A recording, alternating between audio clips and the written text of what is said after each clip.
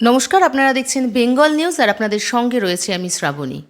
এই মুহূর্তে নিয়োগ দুর্নীতি নিয়ে সরগরম রাজ্য রাজনীতি, তার পাশাপাশি যোগ্য অযোগ্য নিয়ে কিন্তু একটা শোরগোল পড়ে রয়েছে এই মুহূর্তে গোটা রাজ্য জুড়ে। সেই বিষয়ে আমি কিছু মন্তব্য বা মতামত জেনে নেব মোহাম্মদ মাজহার আলী স্যারের কাছ থেকে, যিনি দীর্ঘদিন ধরে নিয়োগ দুর্নীতি নিয়ে সিবিআই চেয়ে হাইকোর্টে মামলা লড়ছেন। স্যারের কাছে প্রথমেই যেটা জানতে চাইব সেটা হলো যোগ্য অযোগ্য নিয়ে স্যার আপনার মতামতটা কী? দেখো শ্রাবণী, যোগ্য অযোগ্য নিয়ে একটাই কথাই বলতে পারি যে এই যে যাদের নিয়ে এত বিতর্ক হয়েছে, এরা কেউ অযোগ্য নয়, এরা কেউ যোগ্যও নয়। যদি একটু বিস্তারিতভাবে আমাদেরকে বলেন। দেখো, এটা কিন্তু সরকারি চাকরি পরীক্ষা। যখন এই পরীক্ষাটা নেওয়া হয়েছিল বা নিয়োগ করা হয়েছিল, তখন কিন্তু একটা প্রসেসের মধ্যে দিয়ে গেছে। এটা একটা এরকম কোনো বিষয় নয় যে কোনো স্টেশনে একটা চলমান ট্রেন চলে এলো এবং আমার টিকিট কাটার সময় ছিল না বলে আমি দৌড়ে গিয়ে ট্রেনটা ধরা তাড়া ছিল বলে ধরে নিয়েছি আর আমি গন্তব্যে পৌঁছে গেছি। সেক্ষেত্রেও কিন্তু একটা চেকিংয়ের ব্যাপার আছে, টিটি সেখানে চেক করে।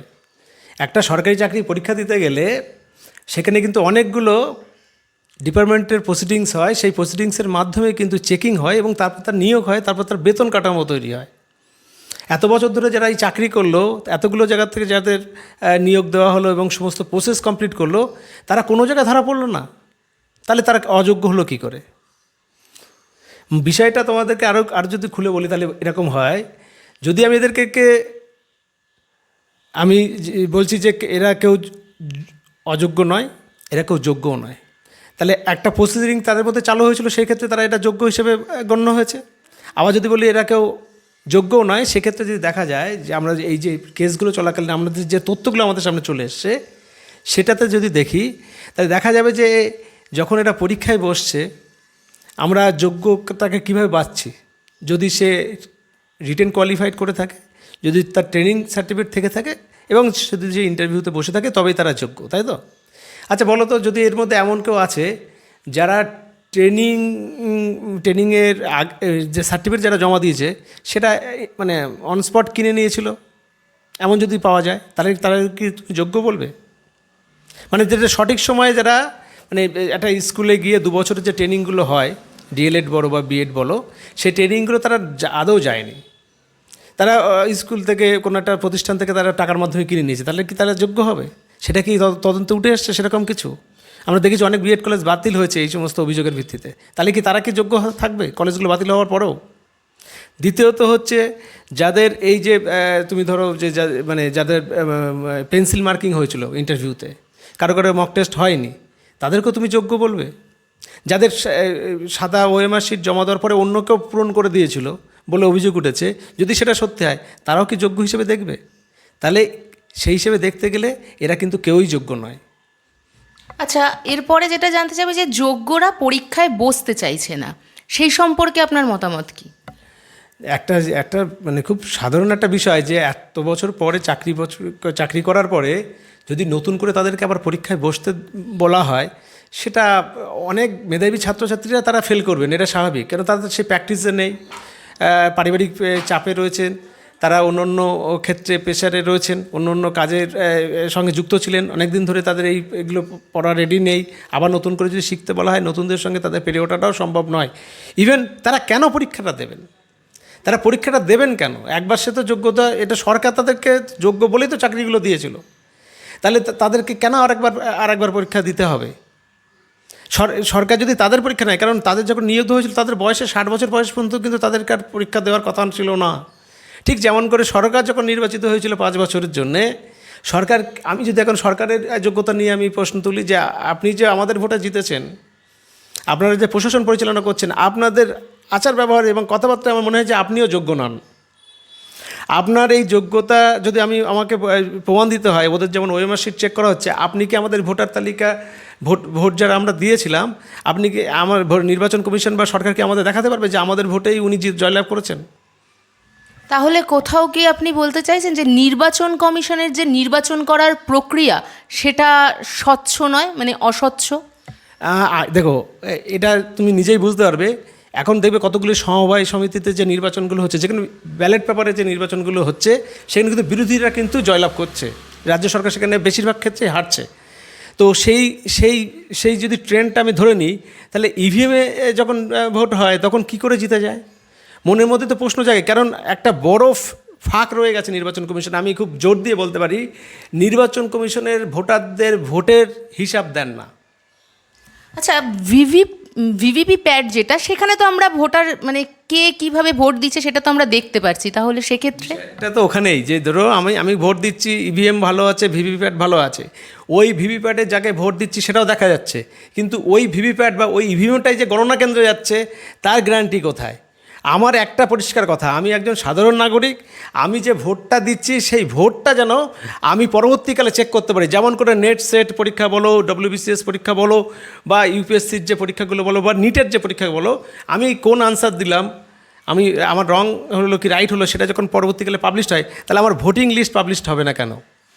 সেক্ষেত্রে তুমি হয়তো বলতে পারো যে গোপনীয়তাটা বিঘ্নিত হবে, তার জন্য মেকানিজম আছে, কোডিং সিস্টেম ইউজ করা যেতে পারে, এটা অবশ্যই করা যেতে পারে। এটা এই নিয়ে কোডিং সিস্টেম ইউজ করলে কি মনে হয় যে স্বচ্ছ ভোট হবে? দেখো মধ্যে কথা হচ্ছে, এত আন্দোলন, এত দিকে দিকে আন্দোলন, যেখানে সরকার পড়ে যাওয়ার মতো একটা সিচুয়েশন হচ্ছে, কিন্তু সরকারের কিছু যায় আসছে না। সরকারের তো যায় আসা উচিত যে জনগণ যদি আমার বিরুদ্ধে যায় তাহলে আমি সরকার টিকিয়ে রাখতে পারবো না। যদি আজকে ভোটিংটা স্বচ্ছ হতো, মানে আমি যদি আমার ক্ষোভটা প্রকাশ করতে পারতাম ভোটের মাধ্যমে, এবং সেটা যদি আমি অনুভব করতে পারতাম, আমি যদি সেটা মিলিয়ে নিতে পারতাম যে আমি যে ভোটটা দিচ্ছি সেটা সঠিক জায়গায় গেছে, তারপরেও আমি যাকে ভোট দিচ্ছি সে হেরেছে, আমি হাতটাকে মাথায় নিতে পারতাম, মাথা পেতে নিতাম সেই রায়টাকে। কিন্তু আমি তো এটা বুঝতে পারছি না যে আমার ভোটটা অ্যাকচুয়ালি গণনা কেন্দ্রে যাচ্ছে কিনা, অ্যাকচুয়ালি আমার প্রার্থী আমার ভোটটা পাচ্ছে কিনা। যদি সেরকম হয়, আমাদের মনে হয় যারা যারা নির্বাচিত হচ্ছেন, আমি কাউকে ছোটো না করেই বলছি, কয়েকজনকে তো দেখে আমাদের এটা মনে প্রশ্ন জাগে যে মানুষটি কী করে যেতে, যার ভোটের সঙ্গে মানে দূর দূরান্ত কোনো সম্পর্ক নেই। মানুষের রাজনীতি করতে গেলে মানুষের যে পরিষেবা দেওয়ার মধ্যে যে মানসিকতা, তাদের মধ্যে বিন্দুমাত্র লক্ষ্য করা যায় না, তাহলে সে ভোটে জয়লাভ করেন কী করে? এটা আমাদের মধ্যে আমাদের প্রত্যেকেরই আস্তে আস্তে সৌন্দর্য দানা বাঁধছে। এবং তুমি যদি সুপ্রিম কোর্টের আইনজীবীদের দিকে দেখো, বা কয়েকজন বিচারপতি অনেক বড় বড় অভিযোগ করেছেন এই ইভিএম নিয়ে, এই ভোটিং সিস্টেম নিয়ে। কেন আমরা একটা সিম্পল কথা বলতে চাই, আমি আমার ভোটের হিসাব চাই। আমি যেদিনকে আমার ভোটের হিসাবটা পাবো না, সেদিনকে নেতারা আমাদেরকে এইভাবে টুপি পরাতে পারবে না। আচ্ছা, আরও একটা প্রশ্নে আমি যাব, সেটা হচ্ছে যে প্রথমে হাইকোর্ট এবং পরে সুপ্রিম কোর্ট এতে শিলমোহর দিল যে অভিজ্ঞতার জন্য 10 নম্বর দিয়ে দেওয়া হবে। এই বিষয়ে আপনার মতামত কি? অভিজ্ঞতার জন্য 10 নম্বর দিয়ে দিলে কি হবে, কি এই যাদেরকে অযোগ্য বলে যাদের চাকরিটা চলে গেল, 31 ডিসেম্বর পরে যারা চাকরি করতে পারবেন না, যারা এখনও আশায় আছেন হয়তো তারা চাকরি করতে পারবেন, কিন্তু 31 ডিসেম্বর পরে তারা চাকরি করতে পারবেন না, এটা একদম আদালতের রায়ে শিলমোহর পড়ে গেছে। এবার এরা অযোগ্য বলে এদেরকে যদি ধরে নেওয়া হয়, এদেরকে ছাঁটাই করা হলো, তাহলে তাদেরকে আবার 10 নম্বর দেওয়া কেন? তাহলে এই অযোগ্যরাই কি আবার পুনর্বহাল হওয়ার একটা পদ্ধতি ছাড়া আর কিছুই নয়? বিচারপতিদের এই রায়টা অনেকের মনে প্রশ্ন জেগেছে, যারা আজকে রৌদ্রে ঝড় বৃষ্টিতে থেকে যারা এই নিয়োগ দুর্নীতিটাকে ওপেন করেছিলেন, যারা জনসমক্ষে এনেছিলেন, দেখিয়েছিলেন যে এই নিয়োগে কতটা দুর্নীতি হয়েছে, কিভাবে দুর্নীতি হয়েছে, যারা এতদিন দাঁতে দাঁত কামড় দিয়ে যারা লড়াইটা করলেন, অ্যাকচুয়ালি তারা কিন্তু বঞ্চিত হলেন। এই 10 নম্বর, যেখানে তুমি হাফ নম্বরের জন্য কয়েক হাজার পিছনে চলে যায়, কয়েক হাজারের পিছনে চলে যায়, সেখানে কিন্তু এখানে এই 10 নম্বরের জন্য তারা কিন্তু মোটেই সুযোগে আসবে না, যেটা তুমি রেজাল্ট পাবলিকেশনের পরে, মেরিট লিস্ট পাবলিকেশনের মিলিয়ে নিতে পারবে যে কজন যোগ্য, আমরা যাদেরকে যোগ্য হিসেবে বলছি, কজন যোগ্যকে আমরা বলতে পারি যে এরা যোগ্য। আচ্ছা, কোথাও কি তাহলে বিচারপতিদের যে বিচার ব্যবস্থা, যে বিচারপতিরা রয়েছেন, তাদের ওপরে একটা প্রশ্নচিহ্ন উঠে যাচ্ছে? বিচারপতিদের নিয়ে অবশ্যই একটা প্রশ্নচিহ্ন উঠে যাচ্ছে। তার কারণ হচ্ছে,